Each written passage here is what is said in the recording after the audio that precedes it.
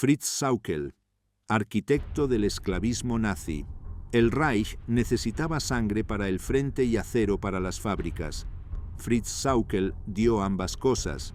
Su firma, fría y burocrática, en un decreto de marzo de 1942, puso en marcha la maquinaria de esclavitud moderna más grande de la historia. De la noche a la mañana, el Gauleiter de Turingia, un hombre de origen humilde pero fervor fanático, se convirtió en el plenipotenciario general para el despliegue de mano de obra, Generalbevollmächtigter für den Arbeitseinsatz.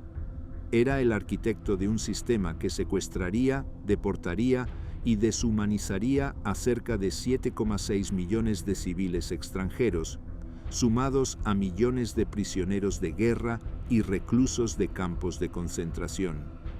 Este vasto ejército de esclavos no llevaba cadenas de hierro, sino las de la necesidad bélica alemana, un sistema que se erigió como el pilar oculto y esencial de la producción de guerra nazi.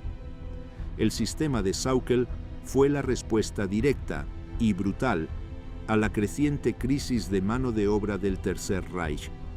Tras la invasión de la Unión Soviética en 1941, la Operación Barbarroja se estancó en el invierno ruso y las pérdidas masivas en el frente oriental drenaron las reservas de hombres alemanes aptos para la industria, la agricultura y, críticamente, para continuar el combate. Hitler y sus principales jerarcas, en particular Hermann Göring y Albert Speer, entendieron que, sin una nueva y vasta fuente de trabajadores, la máquina de guerra se paralizaría y el colapso industrial sería inminente.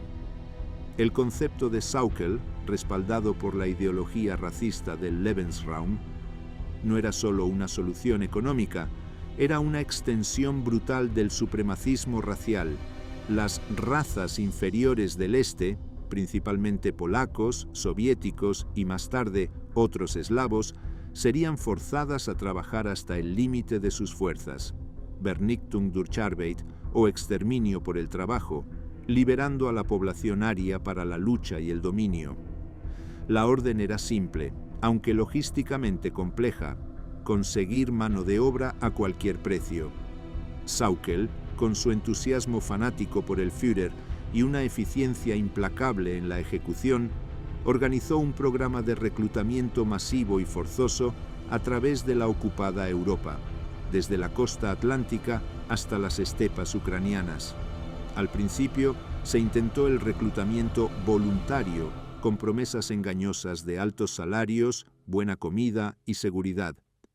Una farsa que pronto se desmoronó cuando la realidad de la Alemania de guerra se hizo evidente. La alternativa inmediata y permanente fue el reclutamiento forzoso puro, redadas callejeras en ciudades como París y Kiev, secuestros a plena luz del día en los pueblos, y el establecimiento de cuotas de deportación draconianas y obligatorias para cada territorio ocupado. Los funcionarios locales, bajo amenaza de la Gestapo y las SS, se vieron obligados a suministrar listas y cifras específicas de hombres y mujeres. Francia, Bélgica, los Países Bajos, pero sobre todo Polonia, Bielorrusia y la Unión Soviética ocupada, se convirtieron en cotos de caza humanos. El terror a la deportación se convirtió en una herramienta de control tan efectiva como la propia ocupación militar. El transporte hacia el Reich era el primer trauma colectivo. Hombres, mujeres y a veces incluso adolescentes eran apiñados en vagones de ganado, los mismos utilizados para el transporte a los campos de exterminio, con escasa ventilación, comida o agua, durante viajes que podían durar días o incluso semanas, a menudo sin saber su destino. Al llegar, en los principales centros de distribución como la cruz de ferrocarril de Kassel o los campos de tránsito cercanos a la frontera, se les asignaba un estatus racial y legal que determinaba sus condiciones de vida y su futuro. Los Ostarbeiter, trabajadores del Este, especialmente los soviéticos, ocupaban el escalón más bajo en la jerarquía nazi. Eran identificados con un distintivo triangular cosido a su ropa, sometidos a las peores raciones, generalmente significativamente inferiores a las de los prisioneros de guerra occidentales, y a un régimen de terror constante. Sus campamentos eran barracones primitivos, a menudo cercados con alambre de púas y vigilados por guardias que tenían carta blanca para la violencia. Su jornada laboral, a menudo de más de 12 horas ininterrumpidas, con la más mínima ración de pan negro y sopa aguada, estaba diseñada para el agotamiento progresivo, el preámbulo de la muerte. La ideología nazi sobre el trabajo forzado no buscaba solo la producción máxima, buscaba el desmantelamiento físico y moral del enemigo racial. Era un sistema de vida por la productividad, donde la enfermedad, la debilidad o la incapacidad de mantener el ritmo equivalían a la sentencia de muerte. El corazón industrial de Alemania latía, literalmente, con la vida robada a millones de personas. El cinismo de este sistema radicaba en su aparente legalidad y organización. 1. La cumbre del poder. La arquitectura del sufrimiento. El decreto de Sauckel consolidó y centralizó un fenómeno que antes era disperso. Antes de 1942, el uso de mano de obra forzada estaba desorganizado, gestionado por la Wehrmacht, la SS y empresas privadas de forma ad hoc. El nombramiento de Sauckel como plenipotenciario general buscaba inyectar orden burocrático en la explotación, haciendo del trabajo esclavo un pilar oficial de la economía de guerra. Sauckel reportaba directamente a Hermann Göring en su capacidad de director de la oficina del Plan Cuatrienal, lo que le otorgaba una autoridad casi ilimitada para movilizar recursos humanos en toda la Europa ocupada. La arquitectura del sufrimiento se construyó sobre el papel. La oficina de Sauckel en Berlín se convirtió en una central de datos, gestionando estadísticas de población, cuotas de deportación y la asignación de contingentes humanos a las Gauleiter regionales y a las principales corporaciones. Las directivas de Sauckel eran frías órdenes numéricas. Necesitamos gas millones de trabajadores del este para la cosecha. Guidalam, cientos de miles para las fábricas de municiones. Este enfoque puramente cuantitativo ignoraba intencionalmente la realidad humana. Las instrucciones a sus inspectores en el campo eran claras. La prioridad es el número, no el bienestar. La ilusión de la invencibilidad alemana se mantenía gracias a la idea de que la provisión constante de mano de obra barata y desechable cubriría cualquier déficit en el frente o cualquier pérdida por bombardeos aliados. El mecanismo de reclutamiento variaba drásticamente según la región, reflejando la jerarquía racial nazi. En el gobierno general de Polonia y la Unión Soviética ocupada, el reclutamiento se ejecutaba mediante batidas militares a gran escala, apoyadas por unidades de la Wehrmacht, la Policía de Orden y las SS.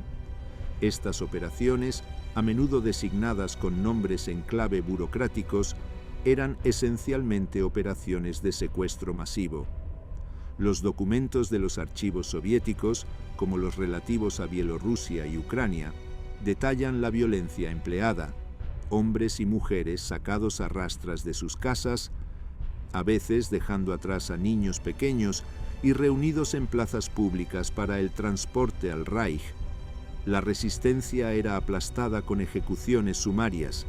En Kharkov o Minsk, la deportación masiva se convirtió en un motor de la resistencia partisana, ya que el miedo a ser llevado a Alemania era un incentivo poderoso para unirse a los combatientes en los bosques.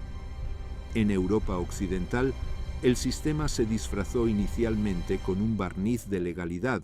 En Francia, el Servicio de Trabajo Obligatorio, STO, implementado a través de la colaboración del régimen de Vichy, obligaba a todos los hombres jóvenes a registrarse. Los que no eran llamados al servicio militar alemán debían ir a trabajar a Alemania. Sin embargo, cuando el número de voluntarios y reclutados por el STO no fue suficiente, la oficina de Sauckel recurrió a las redadas abiertas y al terror en las ciudades. Las ciudades francesas y belgas, que en la jerarquía racial eran vistas con menos desprecio que el este, se convirtieron en fuentes importantes de trabajadores calificados, necesarios para las industrias de armamento de precisión. Los trabajadores occidentales, aunque mejor tratados en términos de raciones y alojamiento que sus contrapartes del este, seguían siendo prisioneros económicos y sufrían la alienación, el miedo y la brutalidad de los capataces alemanes. El flujo constante de cuerpos frescos era una necesidad vital. En su primer año de mandato, Sauckel logró enviar más de 2 millones de personas al Reich, una cifra que superaba con creces cualquier expectativa anterior. Este éxito, medido únicamente en números de deportados, le ganó el elogio de Hitler. La retórica de Sauckel, recogida en los archivos de las reuniones del Consejo Central de Planificación, era la de un fanático que creía sinceramente que estaba realizando un servicio histórico al Führer, liberando a los hombres alemanes para el combate. Argumentaba que los trabajadores forzados debían ser tratados con la máxima severidad para inculcarles la disciplina alemana y evitar cualquier tentación de sabotaje o deserción. El destino final de estos deportados era la integración forzada en el aparato industrial alemán. Más de 20.000 empresas, desde las minas de carbón del Ruhr hasta las plantas de aviación como la Messerschmitt, se beneficiaron directamente. Las empresas solicitaban a la oficina de Sauckel trabajadores con perfiles específicos, carpinteros polacos, mujeres ucranianas para trabajo agrícola, mecánicos franceses. La solicitud era un contrato con la esclavitud. Estos trabajadores vivían en subcampos, lager, anexos a las fábricas, bajo vigilancia constante, donde las condiciones sanitarias eran deplorables y la nutrición mínima. La ausencia de un adecuado sistema de saneamiento y la escasez crónica de jabón y ropa generaban epidemias de tifus y disentería, que mermaban la fuerza de trabajo tan rápido como Sauckel la reponía. La producción industrial alemana, por lo tanto, no se basaba en la superioridad tecnológica o la eficiencia, sino en la canibalización de la vida humana de los pueblos conquistados. Esta dependencia de la mano de obra esclava se convertiría en un punto crítico de tensión con el ministro de Armamento. 2. El conflicto en la cúpula, la fisura entre el látigo y la logística. El aparente éxito de Sauckel en el reclutamiento masivo ocultaba una profunda fricción estructural y personal con Albert Speer, el ministro de Armamento y Producción de Guerra, quien era el principal consumidor de los trabajadores forzados. Sauckel era el proveedor, Speer el gerente de la producción. Sus prioridades eran diametralmente opuestas. Sauckel, el ideólogo, priorizaba el cumplimiento de las cuotas numéricas impuestas por Göring y la dureza ideológica. Speer, el tecnócrata, buscaba la maximización de la eficiencia industrial. La principal crítica de Speer a Sauckel se centraba en la alta tasa de desgaste, Verschleiß, de la mano de obra. Sauckel se enfocaba en la obtención bruta de números, secuestrando a millones de personas sin considerar si estaban en condiciones de ser productivas o si la infraestructura industrial del Reich estaba lista para albergarlas, alimentarlas y darles un mínimo de atención médica. Speer argumentaba, con la frialdad de un ingeniero, que la escasez crónica de alimentos, la falta de alojamiento adecuado y las jornadas de trabajo inhumanas impuestas a los trabajadores forzados conducían a una ineficiencia masiva. Un trabajador agotado o enfermo era improductivo y un lastre logístico. Los archivos de la Cancillería del Reich revelan memorandos donde Speer lamentaba que el flujo constante de gente nueva, suministrado por Sauckel, era inmediatamente compensado por el drenaje de los que colapsan y mueren. Desde la perspectiva de Speer, el sistema de Sauckel era una fuente de ineficiencia productiva financiada con la vida humana. La tensión entre ambos se manifestó en el Consejo Central de Planificación, el órgano que dirigía la economía de guerra. Speer abogaba por una mejor alimentación y trato para los trabajadores de las industrias clave, no por humanismo, sino por pura necesidad productiva. Sauckel se opuso vehementemente, citando la línea ideológica de Hitler de que los Ostarbeiter no merecían el mismo trato que los alemanes. Esta disputa, que llegó a oídos de Hitler, nunca se resolvió del todo, creando un sistema dual. Sauckel seguía secuestrando con brutalidad, y Speer intentaba mitigar las peores consecuencias de esa brutalidad solo en las fábricas esenciales para el armamento. El sistema de cuotas obligatorias impulsó a Sauckel a recurrir a prácticas de reclutamiento cada vez más desesperadas e ilegales. Cuando el avance soviético redujo el acceso a los territorios orientales, la presión recayó sobre los países occidentales y los prisioneros de guerra.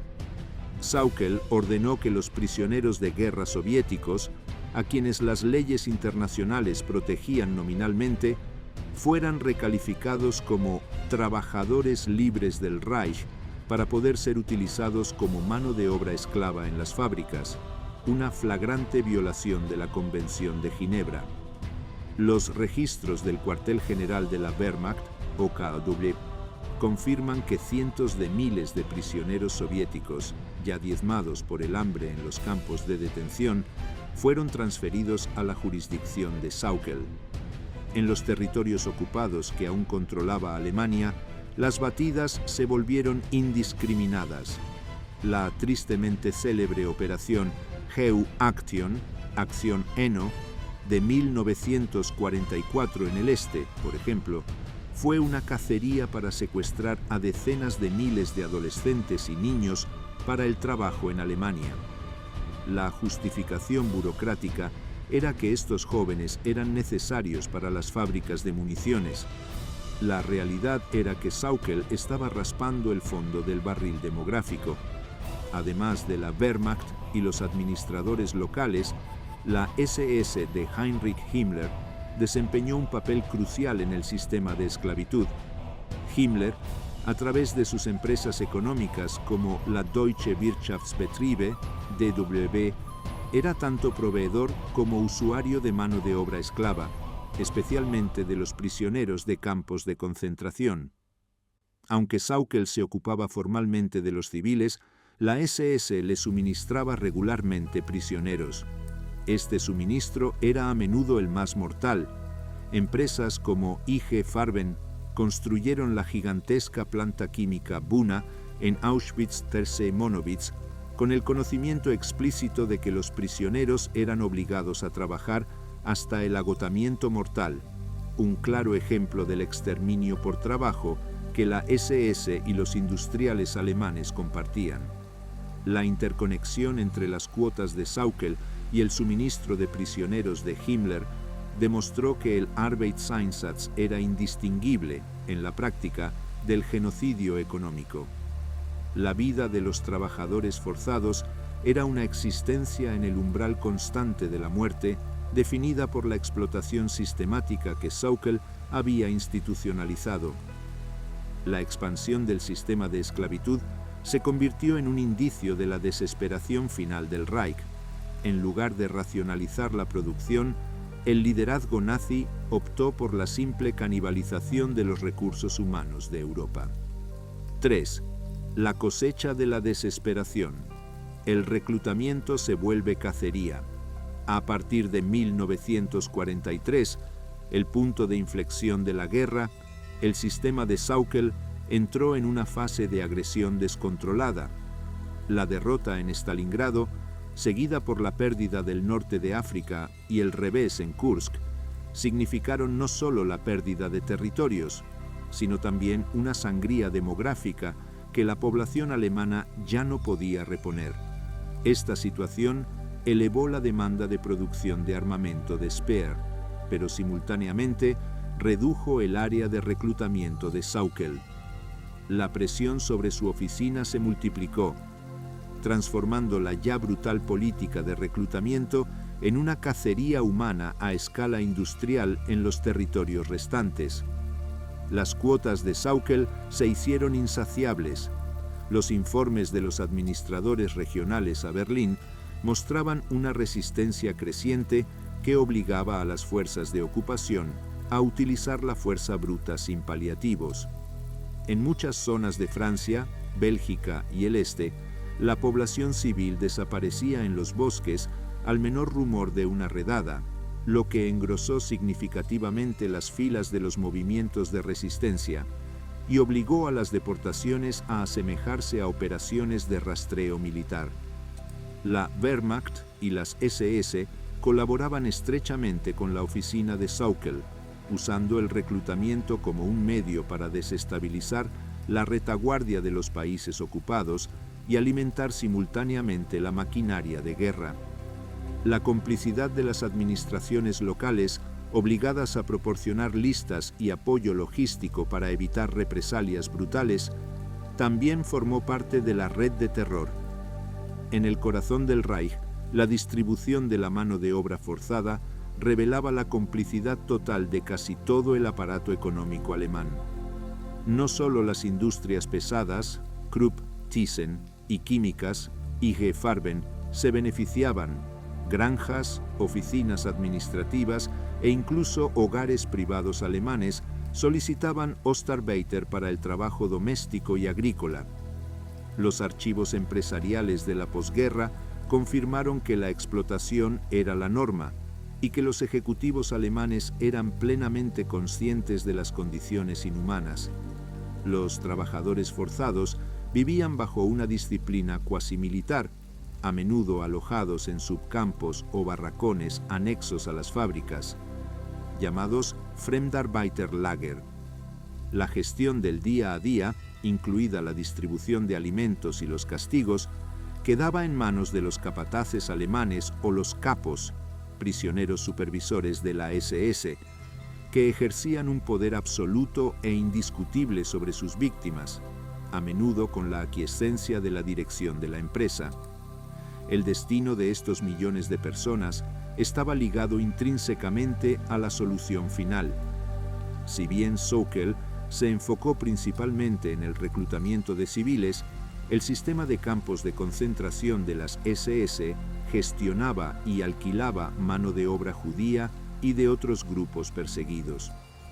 Para los judíos y otros prisioneros considerados irredimibles, el trabajo era una simple fase en el proceso de exterminio. El esfuerzo extenuante, la desnutrición deliberada y el castigo eran formas lentas, pero efectivas, de asesinato antes de la selección final para la cámara de gas. El concepto de exterminio por trabajo, Vernichtung durch Arbeit, era la política oficial para los prisioneros. Sauckel, aunque no dirigió personalmente la logística de los campos de exterminio, fue un facilitador clave al liberar a la población alemana para el combate y proporcionar los cuerpos necesarios a las empresas de la SS que operaban en el corazón del Holocausto. Su labor legitimó la idea de que la vida de los Untermenschen, subhumanos, solo tenía valor en la medida de su utilidad productiva para el Reich y que su destino final era irrelevante una vez agotada esa utilidad. Los testimonios de los supervivientes de esta época son documentos vivos de la deshumanización. Narran la desesperación de las madres que veían cómo sus hijos eran secuestrados en redadas, el terror de las palizas por no entender las órdenes en alemán o por la simple fatiga, y la lucha diaria por una migaja extra de comida que a menudo se traducía en el riesgo de ser fusilado por los guardias. La vida de un trabajador forzado en la Alemania nazi era una existencia en el umbral constante de la muerte, definida por la explotación sistemática que Sauckel había institucionalizado. La expansión del sistema de esclavitud se convirtió en un indicio de la desesperación final del Reich. la incapacidad para ganar la guerra de forma convencional llevó a la élite nazi a la decisión de canibalizar los recursos humanos de Europa. 4. El tecnócrata y el esclavo, la batalla por la eficiencia humana. La fricción constante entre Fritz Sauckel y Albert Speer se intensificó a finales de 1943 y principios de 1944. Era una batalla fundamental sobre cómo gestionar la mano de obra esclava. ¿Debía primar la brutalidad ideológica, Sauckel, o la eficiencia productiva, Speer? Speer, el ministro de Armamento, buscaba una mano de obra estable y bien mantenida, argumentando que la alta tasa de mortalidad y la baja moral de los trabajadores de Sauckel eran un lastre logístico. Speer veía al trabajador forzado como un recurso productivo que debía ser conservado. Sauckel lo veía como una herramienta desechable en la guerra racial. Speer propuso medidas de racionalización que implicaban mejorar ligeramente las raciones de comida y el alojamiento para los trabajadores de las fábricas de armamento cruciales. Su lógica, recogida en los informes al Consejo de Planificación, era que un trabajador mejor alimentado podía rendir más horas antes de colapsar. Sauckel se opuso categóricamente. Para él, cualquier concesión era una traición al espíritu de la guerra y un derroche de recursos. Su intransigencia se basaba en un profundo fanatismo. La dureza del trato hacia los Ostarbeiter era una afirmación de la superioridad racial alemana.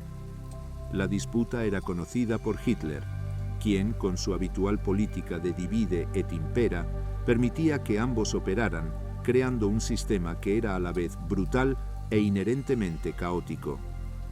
Las órdenes de deportación masiva de Sauckel continuaron, pero Speer ganó pequeñas batallas para mejorar selectivamente las raciones y el alojamiento en las fábricas cruciales para el armamento, con el único fin de mantener a los trabajadores vivos el tiempo suficiente para que terminaran las cuotas de producción.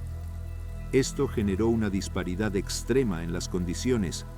Un trabajador francés en una fábrica de Messerschmitt, cerca de Múnich, podía tener una ración superior a la de un trabajador ucraniano en una granja de Baviera, aunque ambos eran esclavos. La vida diaria del trabajador forzado era un testimonio de este tira y afloja entre la ideología y la necesidad.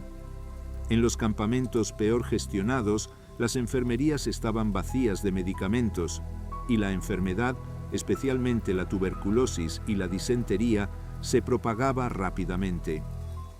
Los intentos de la Cruz Roja Internacional de inspeccionar las condiciones eran bloqueados sistemáticamente por la Gestapo y la oficina de Sauckel.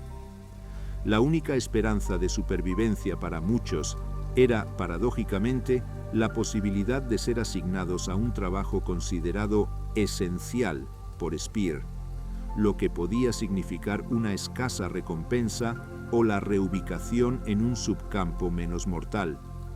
Aún así, la mayoría vivía con la certeza de que el agotamiento y la muerte eran inevitables. La desesperación se tradujo en actos de resistencia pasiva y sabotaje. En las fábricas de municiones, los trabajadores forzados realizaban pequeños pero coordinados actos de resistencia invisible, tornillos mal apretados en fuselajes de aviones, piezas ligeramente dañadas en la cadena de montaje o retrasos deliberados en la producción. En los campos agrícolas, se desperdiciaba la cosecha o se dañaban intencionalmente las herramientas. Estos actos, aunque pequeños, representaban un riesgo de muerte. La oficina de Sauckel y la Gestapo castigaban cualquier intento de sabotaje con la tortura y el ahorcamiento público en las plazas de las fábricas, a menudo frente a los demás trabajadores forzados como advertencia. Sin embargo, los historiadores han documentado cómo estos actos de resistencia erosionaron lentamente la capacidad de producción alemana, obligando al Reich a dedicar recursos de seguridad adicionales y a gestionar constantes interrupciones y retrasos. Hacia 1944, el reclutamiento se volvió desesperadamente indiscriminado. Con la pérdida de vastas zonas del este y el avance aliado en el oeste, la oficina de Sauckel se vio forzada a obtener mano de obra de los países aliados como Hungría y a intensificar el uso de prisioneros de guerra de las naciones occidentales. Se calcula que el número total de personas involucradas en el Zwangsarbeit, trabajo forzado, a lo largo de la guerra, llegó a ser de 15 millones en toda la Gran Alemania, incluyendo civiles, prisioneros de guerra y reclusos de campos de concentración. Sauckel había cumplido la orden de Hitler de proporcionar el trabajo necesario, pero a costa de la vida de millones de personas y de crear un sistema que era un monumento al terror y la ineficiencia humana. Esta vasta red de campos de trabajo y barracones dispersos por todo el Reich se convertiría en un laberinto de horrores que los aliados encontrarían en su avance final. 5. La infraestructura del horror, la vida en los Fremdarbeiterlager. La ejecución del sistema de Sauckel dependía de una infraestructura de detención y control que se extendía por todo el territorio alemán. Los Fremdarbeiterlager, o campos de trabajadores extranjeros. Estos no eran campos de concentración de la SS, pero operaban bajo una disciplina igualmente draconiana y se contaban por decenas de miles, desde grandes complejos anexos a las fábricas hasta pequeños barracones agrícolas. Su diseño y administración revelaban la obsesión nazi por la segregación y el control total de la vida de los esclavos.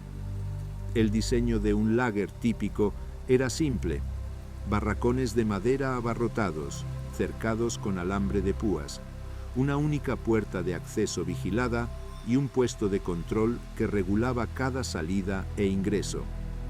La vida dentro del campo estaba regida por reglamentos estrictos, dictados por la Gestapo y la oficina del Arbeitseinsatz. El despertar era antes del amanecer, la comida escasa, principalmente pan duro y sucedáneo de café, y la marcha forzada al trabajo era el único movimiento permitido fuera de las alambradas. Los castigos, que incluían palizas con látigos, encierros en búnkeres de castigo y a menudo la transferencia a campos de concentración para reeducación, eran arbitrarios y ejecutados por la guardia del lager o los capataces alemanes. La administración interna del lager se basaba en la jerarquía de prisioneros, un mecanismo perverso que permitía a los nazis delegar la violencia y el control. Los capos, a menudo prisioneros criminales alemanes o prisioneros de guerra occidentales de dudosa moral, eran los encargados de mantener el orden y cumplir las cuotas de trabajo. Los capos ejercían un poder absoluto sobre los Ostarbeiter, a quienes veían como el escalón más bajo de la existencia. La violencia de los capos, a menudo alentada por los guardias de las SS y la policía, garantizaba que el sistema de terror se automantuviera, mientras que los administradores alemanes permanecían limpios de sangre. Los archivos judiciales de la posguerra contienen innumerables testimonios de víctimas que identifican a los capos como los principales ejecutores de las palizas. Un elemento crítico del sistema de Sauckel fue el papel de la mujer en el trabajo forzado. Cerca de la mitad de los Ostarbeiter eran mujeres, deportadas de la Unión Soviética y Polonia para reemplazar a los hombres alemanes en la industria y la agricultura. Las mujeres fueron sometidas a las mismas jornadas extenuantes y condiciones de desnutrición, pero también enfrentaron la amenaza constante de violencia sexual por parte de los guardias, capataces o soldados alemanes. Los embarazos no deseados eran un problema logístico para el Reich. Las políticas variaban desde el aborto forzado en las primeras etapas hasta el establecimiento de hogares para bebés anexos a los campos, donde la mortalidad infantil era casi del 100% debido a la desnutrición y la falta de atención médica, asegurando que la descendencia de las razas inferiores no sobreviviera. La industria se volvió adicta a esta mano de obra. Compañías gigantes como BMW utilizaban prisioneros de campos de concentración para la producción de motores de aviación. Siemens los empleaba en la construcción, y la organización Todt, encargada de la construcción de fortificaciones y carreteras, era uno de los mayores consumidores de esclavos en todo el continente. Los acuerdos entre los ejecutivos corporativos y la oficina de Sauckel y Himmler se encuentran documentados con precisión, revelando que el costo de alquiler de un prisionero de la SS era negociado y que la rentabilidad del trabajo esclavo era superior a cualquier consideración ética. El beneficio económico impulsó la continua demanda de cuerpos a Sauckel. El impacto psicológico de la vida en el lager era devastador. Los trabajadores forzados no solo padecían hambre y agotamiento, sino una alienación total. Estaban separados de su cultura, su idioma y sus familias, rodeados por una población alemana que, en su mayoría, los ignoraba o los temía. El uniforme con el distintivo de Ost, o la letra P, era una marca visible de subhumanidad. Esta despersonalización era un objetivo del sistema: reducir al ser humano a una unidad de producción desprovista de identidad y derechos. 6. La guerra sin sentido. Órdenes imposibles bajo el terror. A finales de 1944, el sistema de Sauckel, aunque todavía operativo, funcionaba en un estado de caos terminal. La pérdida de fuentes clave de mano de obra en el este y el oeste, combinada con el aumento exponencial de las exigencias de armamento de Speer y la destrucción por los bombardeos, llevó a Sauckel a emitir órdenes imposibles para sus administradores. La desesperación se había convertido en la única política. Sauckel exigía a los administradores de los territorios residuales, como la Hungría ocupada, cuotas de deportación que la realidad demográfica ya no podía satisfacer, a menudo bajo la amenaza de ser acusados de sabotaje o deserción. Esta etapa final se caracterizó por la brutalidad más ciega. Con la burocracia desmoronándose, el miedo y el castigo se convirtieron en los principales motivadores. El terror se volvió endémico en los lager. Los guardias, sabedores de la inminente derrota y temerosos de las represalias, se volvieron más erráticos y violentos. Los informes de la Gestapo de este período documentan un aumento en las ejecuciones por supuestos actos de sabotaje o escucha de emisoras enemigas. El objetivo no era solo mantener la producción, sino también desahogar la frustración y el fanatismo ideológico de los vigilantes.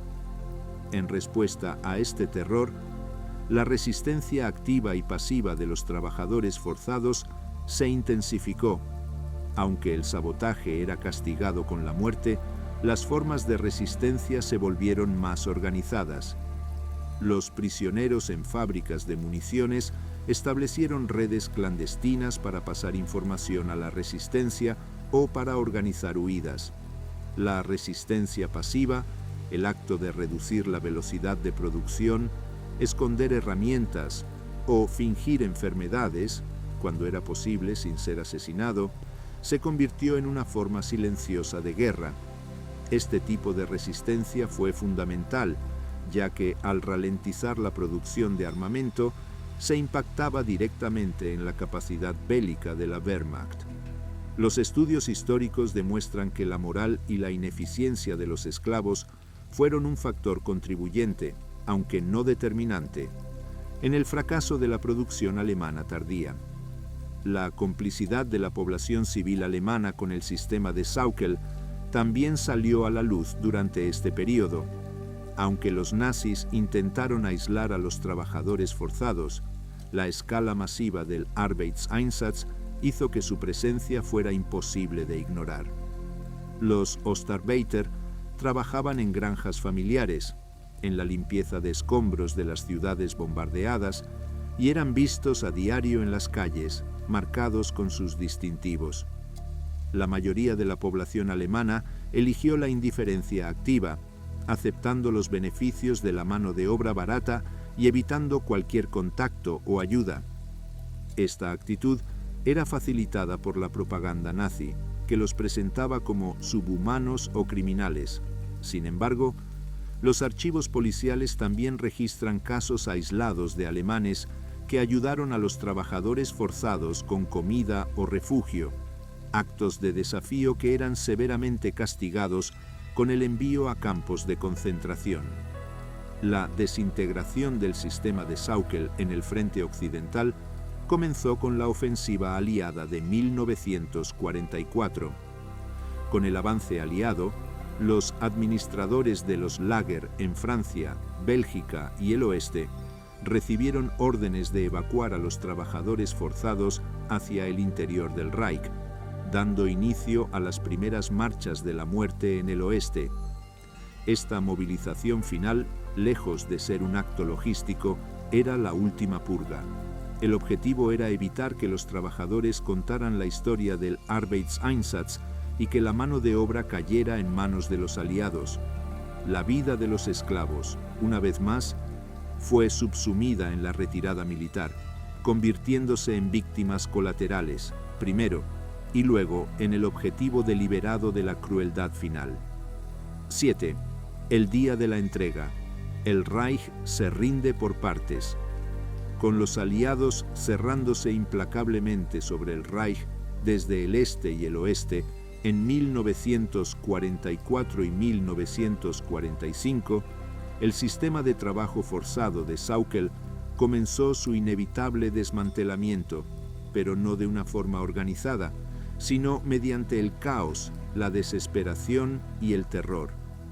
Los campamentos y las fábricas se encontraban directamente en el camino de las ofensivas soviéticas y occidentales.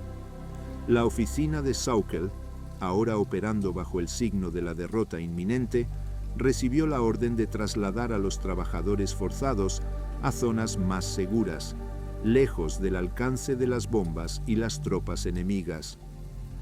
La lógica era preservar la fuerza de trabajo hasta el último momento y evitar que cayeran en manos enemigas, donde podrían revelar la verdad del Arbeitseinsatz.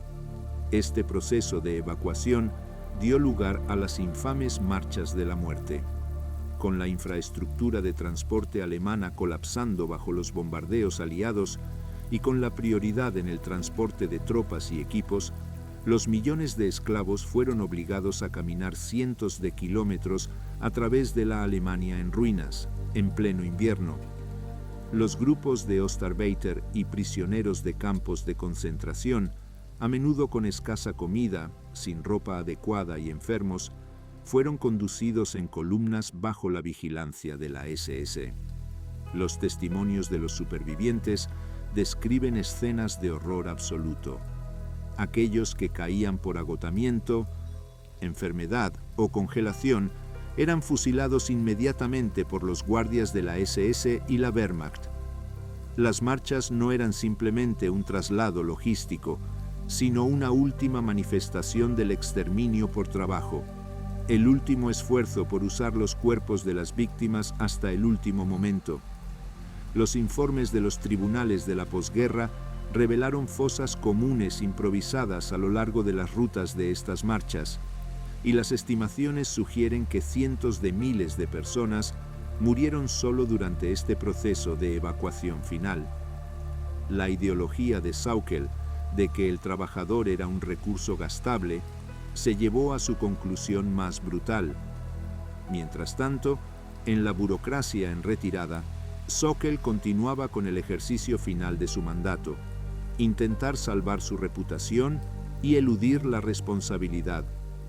En sus últimas directivas, intentó crear un registro de los trabajadores forzados que supuestamente habían sido tratados bien o que habían elegido quedarse, un ejercicio cínico de negación que contrastaba con los miles de documentos de la Gestapo y los archivos de la SS que detallaban la coerción y el maltrato. Sauckel intentó desesperadamente distanciarse de las atrocidades más flagrantes de las SS, especialmente del destino de los prisioneros de campos de concentración, a pesar de que él mismo había facilitado activamente el suministro de cuerpos a esos mismos campos y había aprobado los sistemas de disciplina draconianos. La liberación de los trabajadores forzados por las tropas aliadas reveló la escala completa del horror. Millones de personas, famélicas, enfermas, traumatizadas y a menudo vestidas con harapos, fueron encontradas en los barracones de los campos de trabajo. Su liberación no fue un final sencillo. Muchos se convirtieron en personas desplazadas, DPs, incapaces o temerosas de regresar a sus países de origen. Para los Ostarbeiter, el regreso a la Unión Soviética a menudo significaba ser tratados como colaboradores, desertores o traidores por el régimen de Stalin, que los veía con profunda sospecha por haber estado en contacto con el occidente alemán. Esta represión soviética se basó en el decreto 227, ni un paso atrás, y la desconfianza histórica de Stalin hacia cualquiera que hubiera vivido en el territorio controlado por el enemigo. Miles de Ostarbeiter que regresaron fueron inmediatamente interrogados por el NKVD y enviados a los campos del Gulag por supuesta colaboración, prolongando su sufrimiento y marginación mucho más allá de la derrota del Reich. Los documentos de los archivos aliados detallan el inmenso esfuerzo logístico y humanitario para procesar, alimentar y repatriar a estos millones de personas. El caos de la posguerra hizo que muchos de los crímenes individuales de los capataces y guardias quedaran impunes. A medida que el Reich colapsaba, la figura de Sauckel se volvió irrelevante. Capturado por las tropas estadounidenses en Baviera, se enfrentó a la justicia por su papel central en el crimen de esclavitud. Los documentos de su oficina se convirtieron en pruebas irrefutables en el Tribunal Militar Internacional de Nuremberg. Este proceso no solo juzgaría a Sauckel, sino que también criminalizaría el sistema de trabajo forzado, elevándolo a la categoría de crímenes contra la humanidad. La magnitud de la deportación y la intencionalidad de las condiciones letales se convirtieron en el foco de la acusación. 8. El arquitecto del terror. La defensa de la inocencia ante el juicio.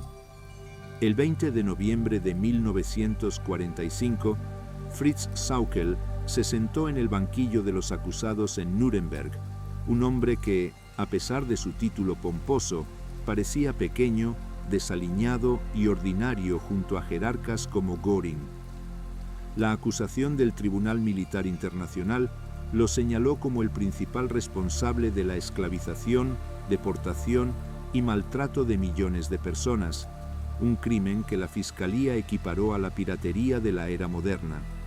El fiscal, respaldado por montañas de documentos nazis incautados, presentó el caso contra Sauckel como el de un burócrata fanático que ejecutó un plan de explotación masiva con celo ideológico.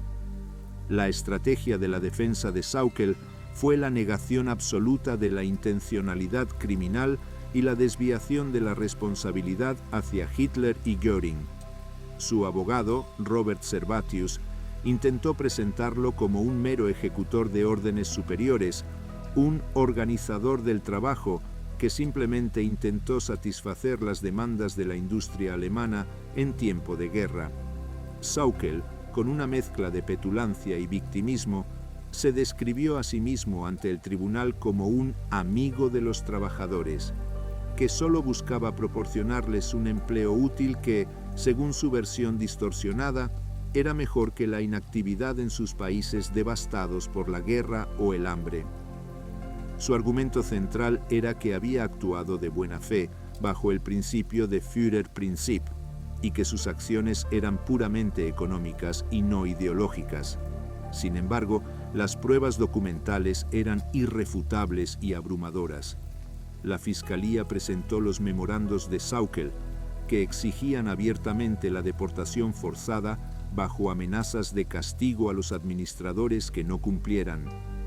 Presentaron las cuotas que él mismo había fijado, e.g., el programa Sauckel, que exigía la deportación de 2,8 millones de trabajadores en 1943, y la correspondencia con Speer y Himmler, que evidenciaba su pleno conocimiento de las condiciones brutales, especialmente las aplicadas a los Ostarbeiter.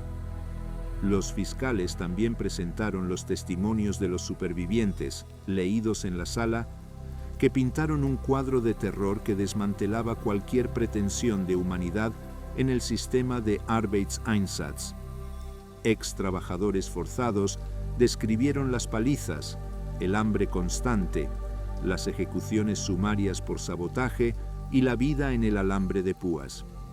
Un momento crucial del juicio fue el testimonio de Albert Speer.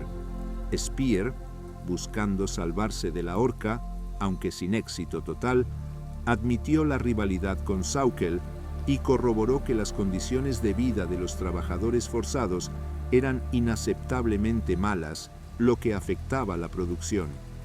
Speer utilizó a Sauckel para defender su propia tesis de la desorganización en la cúpula nazi. Afirmó que Sauckel había rechazado repetidamente los intentos de racionalizar el trato a los trabajadores para preservar su fuerza laboral, priorizando la brutalidad ideológica. Aunque Speer también se había beneficiado de la mano de obra esclava, su testimonio sirvió para confirmar el caos y la crueldad con la que Sauckel había manejado la deportación. La admisión por parte de otro acusado de alto rango reforzó la acusación contra Sauckel como el instigador clave de las deportaciones forzadas.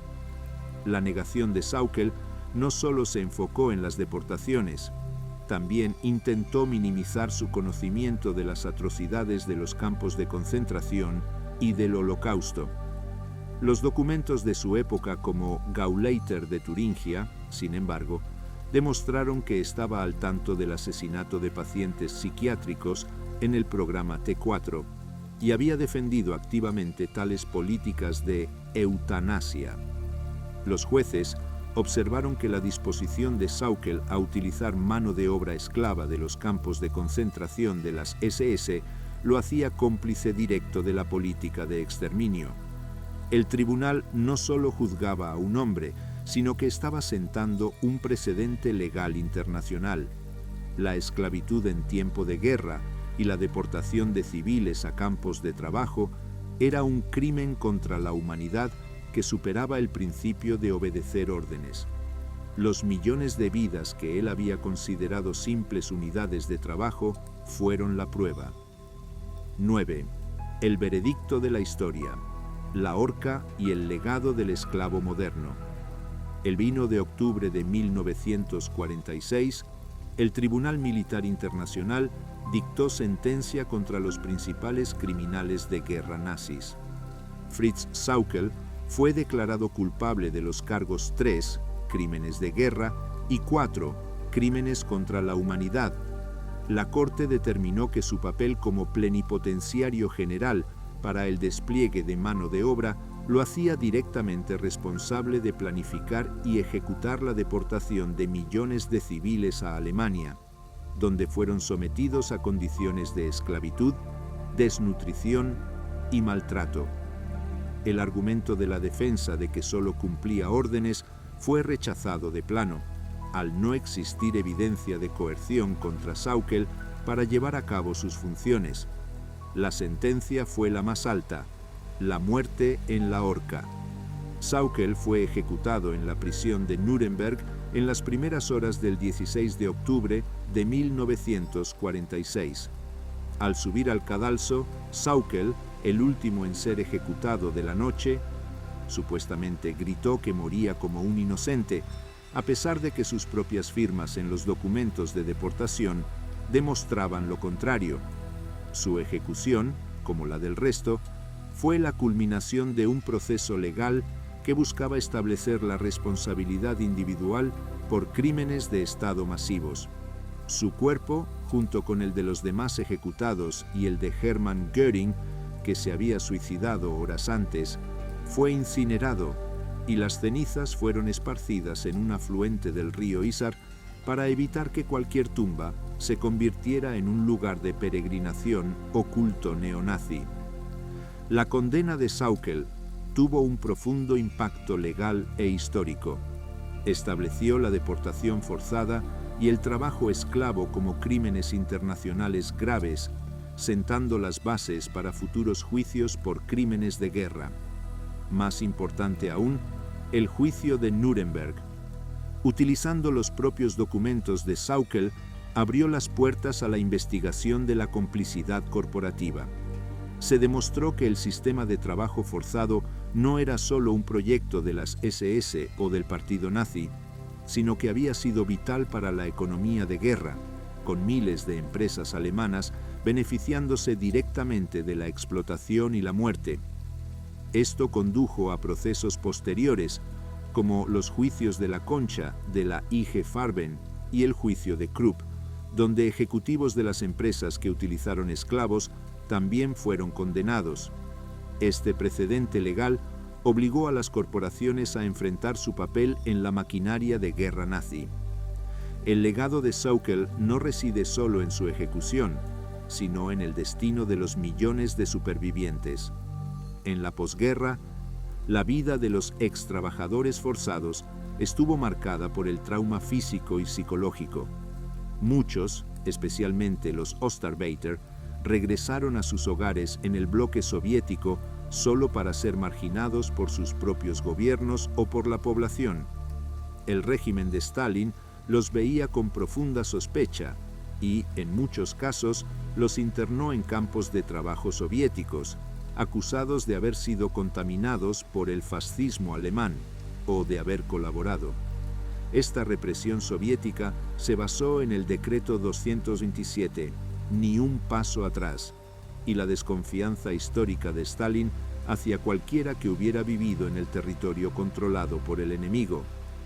Miles de Ostarbeiter que regresaron fueron inmediatamente interrogados por el NKVD y enviados a los campos del Gulag por supuesta colaboración, prolongando su sufrimiento y marginación mucho más allá de la derrota del Reich. Los documentos de los archivos aliados detallan el inmenso esfuerzo logístico y humanitario para procesar, alimentar y repatriar a estos millones de personas. El caos de la posguerra hizo que muchos de los crímenes individuales de los capataces y guardias quedaran impunes. El sistema de Sauckel, el Arbeitseinsatz, representa uno de los aspectos más fríos y calculados de la máquina de guerra nazi. Era la manifestación de una ideología que valoraba la vida solo por su utilidad económica y que veía a vastas poblaciones como herramientas desechables. A través de la burocracia, un hombre con ambiciones políticas modestas construyó la infraestructura de una esclavitud moderna que afectó a todas las naciones de Europa y que proporcionó los recursos vitales para que el Tercer Reich pudiera prolongar su guerra. El grito de los millones de esclavos del Reich, desde las minas de carbón hasta las fábricas de municiones, es el testimonio final del horror gestionado por la mano de Fritz Sauckel. La historia de su ascenso y caída es el recordatorio de que la maldad en la guerra no solo la cometen los soldados en el frente, sino también los burócratas detrás de un escritorio, cuya firma puede condenar a millones a una vida de terror.